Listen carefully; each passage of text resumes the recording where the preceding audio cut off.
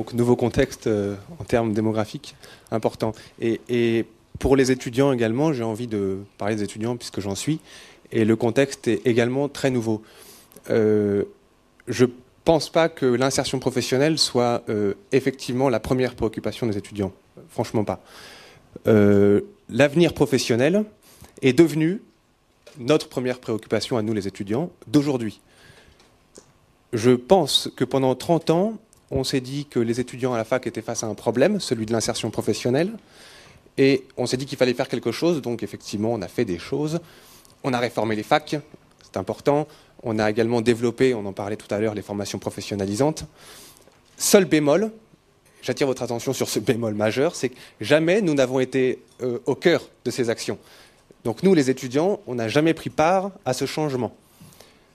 Alors j'ai envie de vous dire que les 30 ans sont révolus, et maintenant on est vraiment des interlocuteurs incontournables. Il me semble qu'on parle aussi de notre avenir professionnel. Comment les choses se sont produites, comment cette position s'est faite proactive.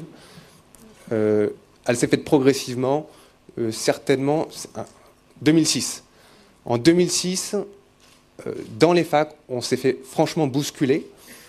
En 2006, il y a eu les événements liés au CPE, et pour la première fois, dans les campus, entre potes, à la fin des cours, ou dans les BU, ou dans les restos universitaires, on a commencé à se parler différemment. On a cessé de se dire uniquement « Salut, tu fais quoi l'année prochaine ?»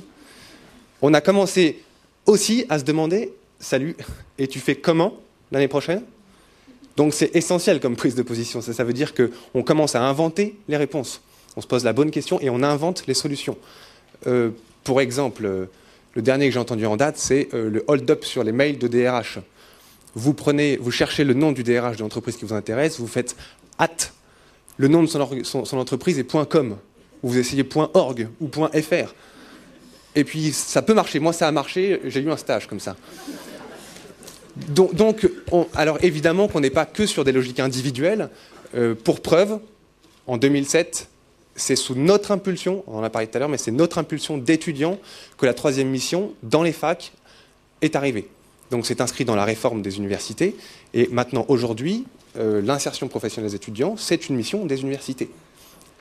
Donc, à l'échelle collective, on se mobilise largement. Et aujourd'hui, et c'est là-dessus que je termine, quelle est la plus belle innovation étudiante? En 2 mots, il me semble c'est la Manu. Il me semble c'est la Manu. Alors, nous, clairement, les étudiants, on est prêts. On l'a démontré et les choses sont en marche. Donc, il faut vraiment saisir l'opportunité, je pense.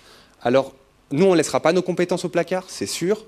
Alors que j'ai envie de demander aux entrepreneurs, Monsieur Roussel, vous êtes DRH, donc, c'est quoi les compétences de demain dans les entreprises? Merci.